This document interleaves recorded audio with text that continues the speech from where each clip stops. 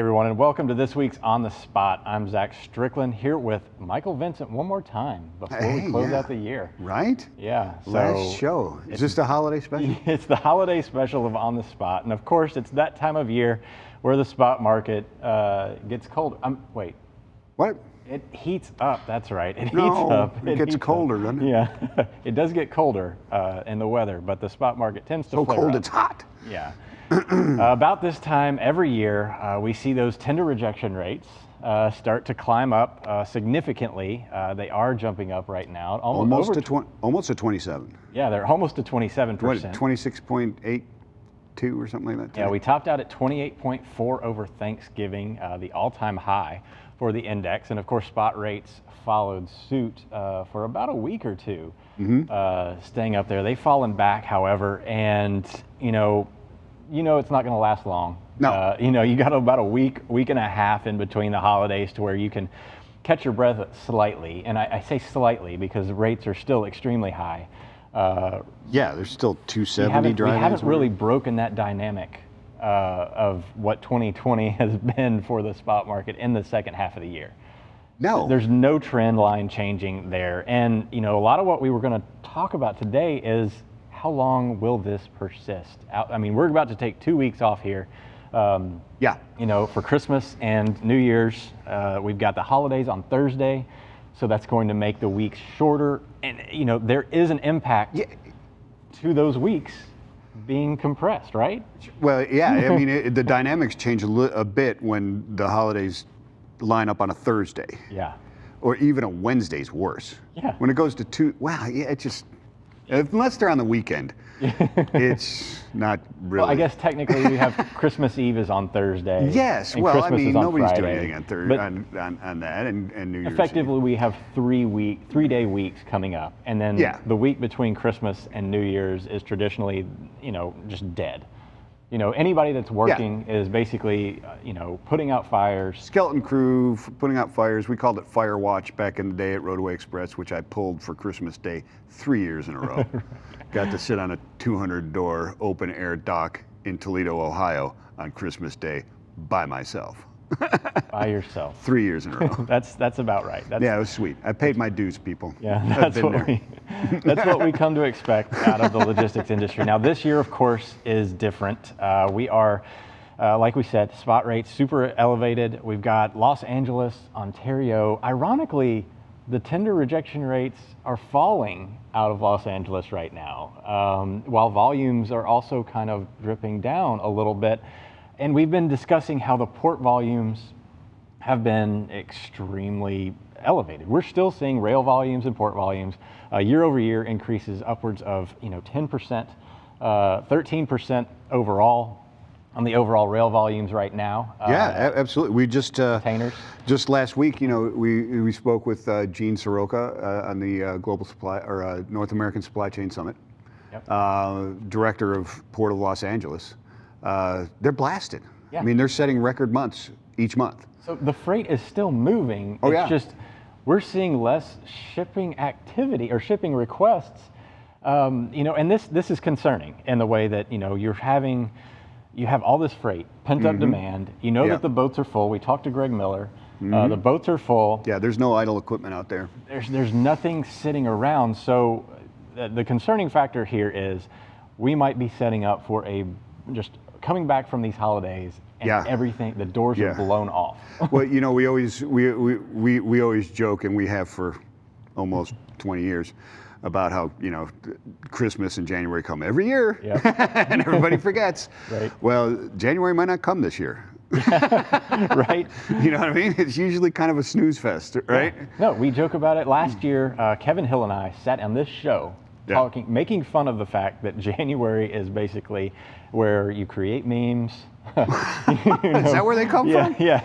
I didn't know. It's the biggest meme creating month of the year. Wow. There's just not a lot going on. Stockpile them. Yeah. This year may be very different, however.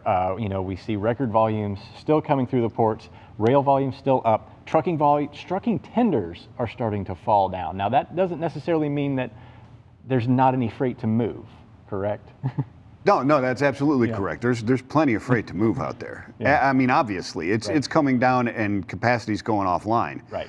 I mean, that's the strange thing about this time of year is you see that rather dramatic drop in tendered truckloads. Yeah.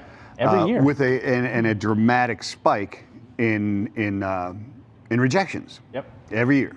Yeah. Which is that's counterintuitive, but that's everybody seems to equivocate this idea that demand kind of dictates capacity. That's just one side of the equation. The supply side for capacity is actually the biggest factor, and that's the part that's largely invisible. Now we have the OTVI that is there to measure demand changes and shifts, and we have started to see it come down. And you know, it's not just drivers that take time off and come off the road. No, that's true. You know, look around your offices. I mean, this time of year, next week, when you go into the office, you're going to obviously start your winding down process. If you haven't already had that one day where it feels like everybody's trying to get everything done before they leave. Today's probably that day. Today may be that day Get ready. for you if it's not going to end up being sometime next week before, you know, everybody really starts pushing all that stuff out and then they're done. But in trucking, we tend to see that start to happen in aggregate sooner, correct? Yeah, we do, because there's a longer cycle time than just, you know, office work. Right. Your TPS reports, or whatever they're called. Yeah, the Is that TPS right? reports. TPS reports, I made the right reference. Of course, the back office activity. The back office activity is, you know, very immediate, short-term action. It is. Trucking, you have to submit your tenders. You know, there's days before. You know, we average about 2.8 days of lead time going into your requested pickup date right now. Right. That accelerates into you know, the holidays. Shippers start to say, well, I'm going to start booking this freight for next week instead of this week, and it expands. I mean, you'll see it expand like crazy. I mean, by next Wednesday, Thursday, it's possible to see 7-day. I mean, not as a nation, but you know, people are going to book stuff for January, the first week in January. Well, they also know that these warehouses and docks aren't going to be operational. Yeah, that's what I mean. We used to shut them down Christmas Eve, Christmas Day, knowing that there's just not going to be any shippers that are going to also be requesting. Continents are going to be closed. Monday, Tuesday, and Wednesday of next week are going to be tenders for the following week. And as you get closer to that Christmas, some of those are going to bleed into a week and a half later, right? Right. And then, of course, we talked about it last week. Service is paramount for anything that does move right now. So shippers know that if they are trying to move something right now, they're going to pay for it. And they know that they're going to need to guarantee that service because there's no leeway. Those consignees are going to be closed. You remember? Yeah. Plenty of times you show up to get there, it had to be there, and they're not open. So everything that moves on the spot market at this point is almost guaranteed. It's service critical. It is. You know, things that are being requested right now for today, you know that your drivers are going to be, this may be their last load of the year, if not getting a short haul move. And fleet managers and so on are trying to get those guys home, and women. They're you know, I mean, that's what they're looking for that too. So they're rejecting certain loads that they normally would probably take, but not because they need to get to a specific area of the country or wherever to deadhead is, you know, short as possible home. Right. So things are a little bit messed up. But I mean, you've got, like we talked about, that international, the ports are still going. Yeah. Right. I mean, there's still 15, 20 ships sitting out in. Exactly. On the water for LA. So where does this freight? What are we I mean, do? So just look at it though. I mean, last year, how many are there in a normal year that are out there? What did Gene Soroka say? Like 3, 4? Yeah. There's always 3, 4 sitting out there waiting, right? But now it's like 10, 15. So you know, it's been that way for a month. It's been that way for quite a while. Several months, actually. Several months. I mean, they're record stuff. But just look at our OTVI, our outbound tender volume.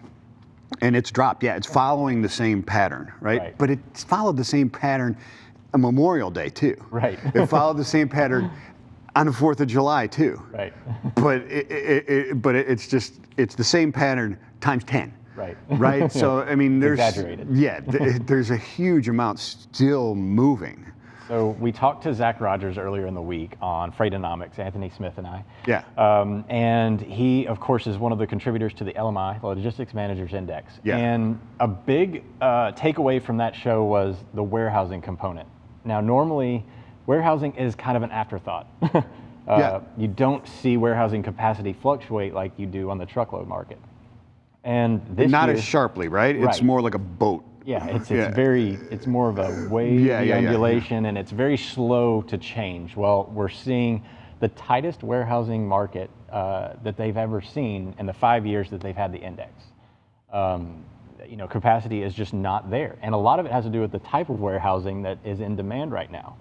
As people are moving to that fulfillment center, they need more specialized space versus just an open-ended warehouse. And that being said, those bigger warehouses are the ones that's where you shove all the freight for next year. That's right. And they don't have the capacity. So what do you do at this point? Stop shipping? The boats are still in the water. The boats are still in the water. It can't sit on the port forever. No, it can't sit on the port forever, right? So, warehousing for one, the real estate market for warehousing is pretty hot, right? I mean, they're looking at how much, even just reverse logistics is going to demand, 400,000 or 400 million more reverse logistics in January is going to be, you can't just, I guess my point is that come January, when everybody walks back into their office, there's going to be a mountain of stuff to move, is what it feels like. There is literally, it looks like January, like you said earlier, it's not coming this year. May not happen. We might just skip right into March. It feels like a strong possibility. If you're not considering it, I think you need to reconsider. Yeah, because those return shipments, normally, we used to just bounce them around the world, and they'd sit on a trailer out in the back in the yard. We've had tons of reports of people having trailers and using rail, domestic containers. Domestic containers as storage for returns. Storage, and there's just not enough space to place all this freight right now. So it's going to have to move, is the point. It is going to have to move, but is there a destination for it? So. But that just tightens up capacity, right? Yeah. I mean, you've already got an issue with containers and getting empties back, and you see, the FMC is, threatening with, I don't know if they have a gun or a squirt gun or what. Like I asked yesterday on the show, what's their teeth for yelling at the carriers for not accepting American exports? I don't know what they can do if they don't. Yeah, I mean, largely that's a. I don't know. Okay. that's another contributing. What do I factor. get a demerit? I don't know. All these container lines or the maritime shippers or carriers are not picking up these exports, and they're piling up on the ports. So that's just taking up even more space. But you got the exports coming in, and they're not taking those, so they can take empty containers over to China, so they can park another ship outside of Los Angeles. Because they're getting so much money to just skip picking up freight. I mean, can you imagine? I mean, it happens in trucking pretty consistently, where they just don't drive out of their way to go pick up low-paying freight to go get the higher-paying freight. But this is on a scale that it's hard to fathom. Massive. Yeah, You're talking about going across the Pacific Ocean. It's on a much larger scale. It'll be interesting to see what happens in January with all this mess, because it does feel like you're going to come back, and January is not going to be a typical January. And again, I mean, it's not going to be. Obviously, the levels are going to be higher because they are right now, right? Mm-hmm. To get to these volumes that we are right now, last year. Can you imagine the dramatic spike up? We'd have been losing our mind with this amount last year. But we've been so accustomed to it, the industry been so accustomed to it all year. 14. It's a 14,000 index on OTV. It's come down. Yeah. We'd have lost our mind last year. 14,000. What's wrong with the data? You know what I mean? Something's wrong. Pick it. Close to 12,000 was the highest before that in 2018, which was considered the anomaly. Absolutely. Absolutely. So, but that trend, does it spike even further in January? Service. It's a lot of it's going to depend on what we're seeing now. Shippers, what do they feel like the service needs to be? How quickly do they need to move that freight? And that's obviously going to dictate where spot rates go as well. Yeah, and that slows down in January. And then we have the capacity crunch that carriers. They're on a lag of adding capacity. Driver recruitment continues to be an issue. Mm-hmm. This may be a winter with no end. In terms of the winter with no yeah. end. Wow, we don't need that after 2020. No, we don't. Let's get on with it. Well, thank you so much, Mike. Peace. And thank you so much for watching. Be sure to download that FreightWaves TV app and stay tuned for more freight market updates from FreightWaves. Have a good week.